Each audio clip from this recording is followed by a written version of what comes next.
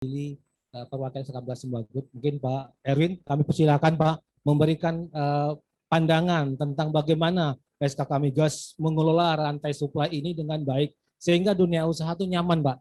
Nyaman, tenang, sehingga investasi yang mereka lakukan benar-benar sip tanpa ada keraguan. Karena dunia usaha bukan hanya pelakunya saja, juga ada keterkaitan dengan lembaga pembiayaan dan lembaga penjamin. Dipersilakan kepada Pak Erwin untuk menyampaikan materinya, Pak. Siap.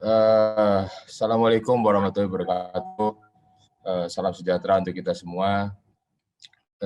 Terima kasih Bapak sekalian atas undangan yang disampaikan pada pagi hari ini. Jadi hari ini kami mewakili Bapak Pataryani sebagai Wakil Kepala untuk menyampaikan apa-apa saja ketentuan yang ada serta implementasi, dan tadi kalau disampaikan oleh Pak Moderator terkait dengan bagaimana kami melakukan detail pengawasan dan juga penekanan kepada CPI maupun PHR dalam hal pemberdayaan perusahaan-perusahaan penunjang ini. Jadi sebelum kami mulai dengan slide, kalau bisa nanti slide dipresentasikan, tolong teman-teman dari. Oke. Jadi saya mulai dulu dengan dengan menyampaikan satu pantun, Bapak Ibu sekalian. Pagi hari memasak nasi dimakan pakai sayur acar. Salam untuk semua anggota asosiasi, semua akan berjalan baik dan lancar. Oke, Bapak Ibu, jadi kita mulai. Jadi tadi sudah disampaikan oleh Pak yang terhormat Pak Abdul Wahid sebagai anggota Komisi 7 DPR RI. Jadi dan juga sebelum juga disampaikan oleh Pak Dirjen langsung.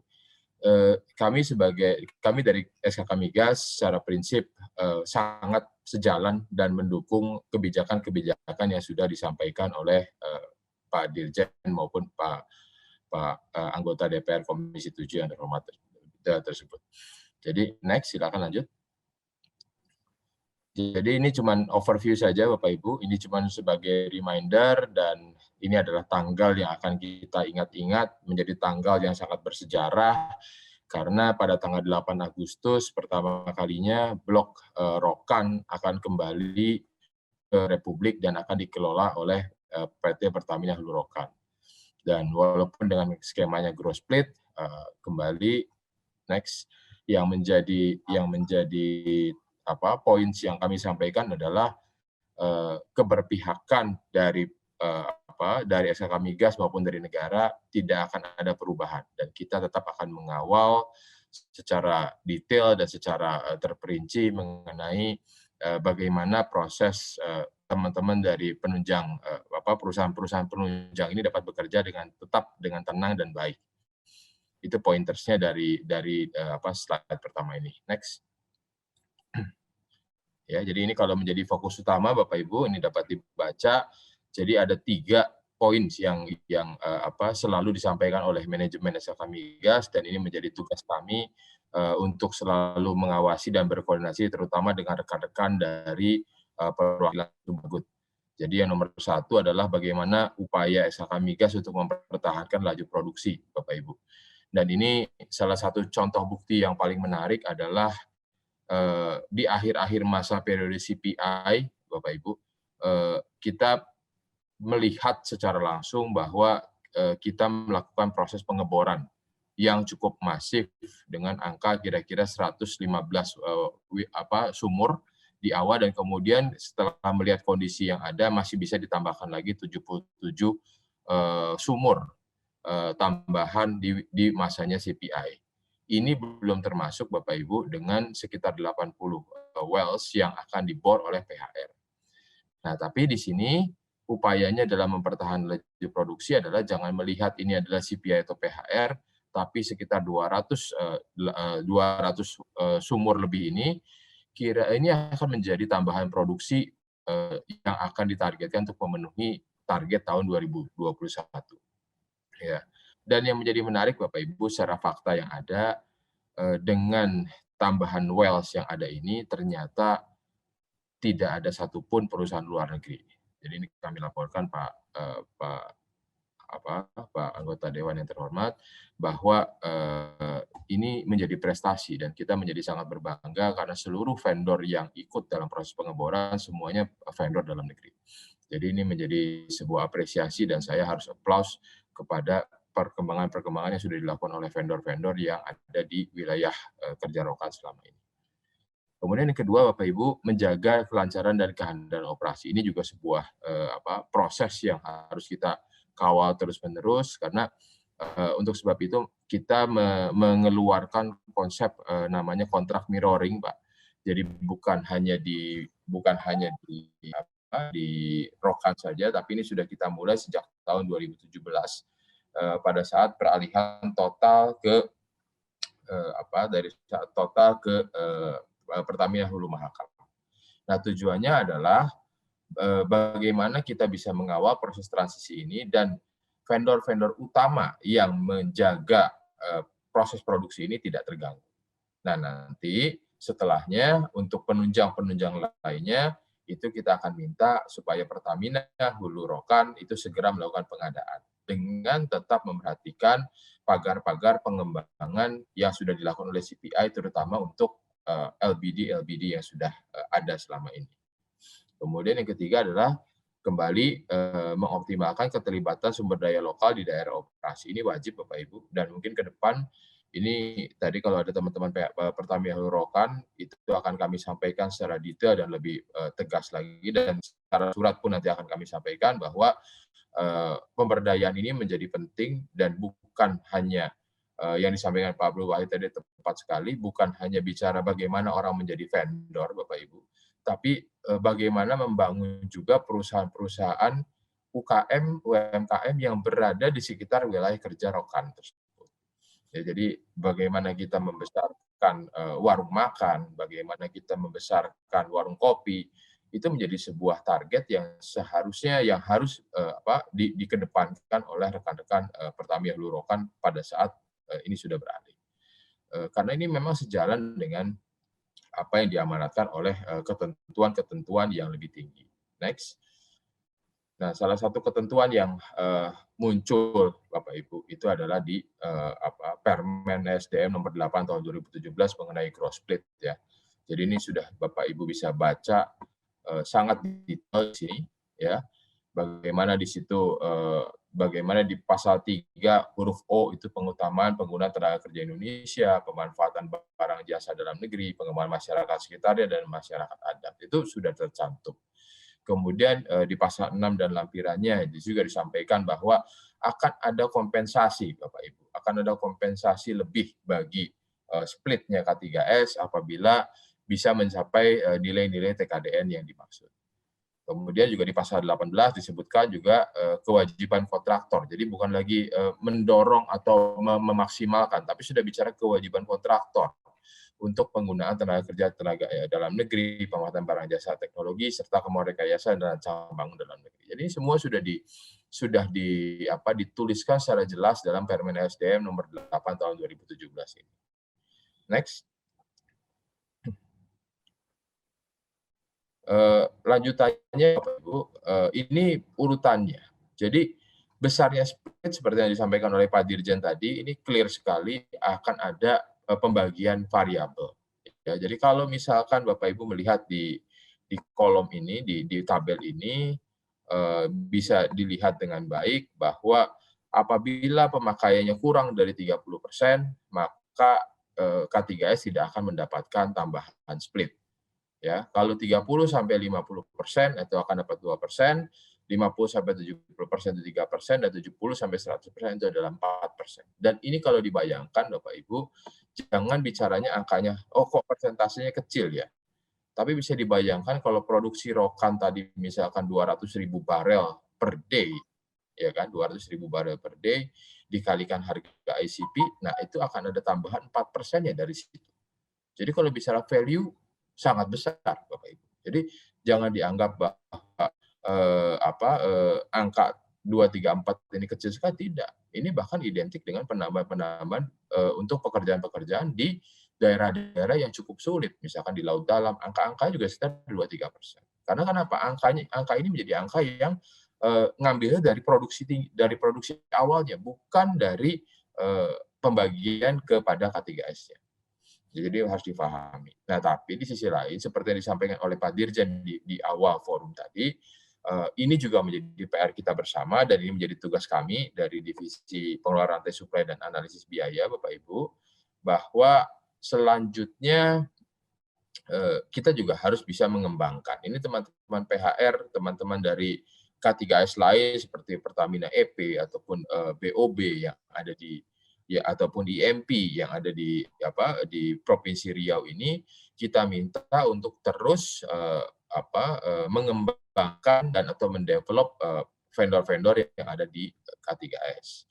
Nah, ini sudah sejalan dengan ketentuan di PTK 007 Revisi 4 dan juga program dengan Dirjen Migas, namanya program AML bersama atau Approved Manufacturer List, Bapak Ibu, di mana mulai tahun ini K3S akan kita assign untuk melakukan pembinaan langsung.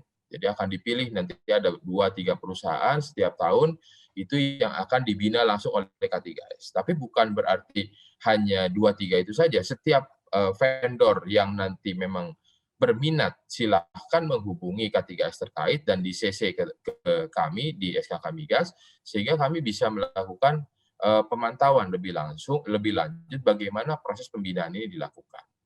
Jadi proses pembinaan ini banyak sekali yang kalau nanti akan ada, mungkin Bapak Ibu di daerah sudah mengenal istilah vendor day, nah ini akan lebih kita dalamkan lagi karena mulai tahun ini juga sudah akan ada kerjasama antara kami SKK Migas dengan Kementerian Investasi, Bapak Ibu, dan juga dengan Dirjen Migas. Jadi ini sifatnya sudah perhatian SKK Migas dan pemerintah kepada pengembangan lokal vendor itu sudah sangat mendalam, Bapak Ibu. Dan ini tidak usah dilakukan lagi, dan program-program ini akan kami jalankan. Nah, ujungnya yang kita harapkan, karena memang SKK Migas ini atau industri hulu migas ini dibatasi bukan hanya produksi, ini Pak Abdul Wahid juga sangat paham bahwa dalam rapat-rapat dengar pendapat ataupun rapat-rapat penentuan APBN itu selalu ada 2 parameter yang diputuskan. Satu adalah bagaimana pendapatan negara dan lifting, dan yang kedua adalah berapa besaran cost recovery. Nah, karena ada pembatasan besaran cost recovery ini, Bapak Ibu, mau tidak mau kita harus bersama-sama dengan adanya pembinaan bersama, dan ini termasuk juga peran dari asosiasi ya Bapak Ibu, itu untuk dapat kita sama-sama mengembangkan diri. Ya, mengembangkan diri. Jadi setidaknya kalaupun pengembangan diri itu, kalau saya selalu melihat ketentuan dari ketentuan-ketentuan yang ada, Bapak Ibu, itu kita akan bicara bagaimana kita mengembangkan quality-nya, bagaimana kita mengembangkan biayanya, dan bagaimana kita mengembangkan delivery time-nya. Jadi jangan sampai nanti perusahaan-perusahaan yang ditunjuk itu bukan hanya menjadi perusahaan yang pemenang tender, tapi tidak sanggup menyelesaikan pekerjaan.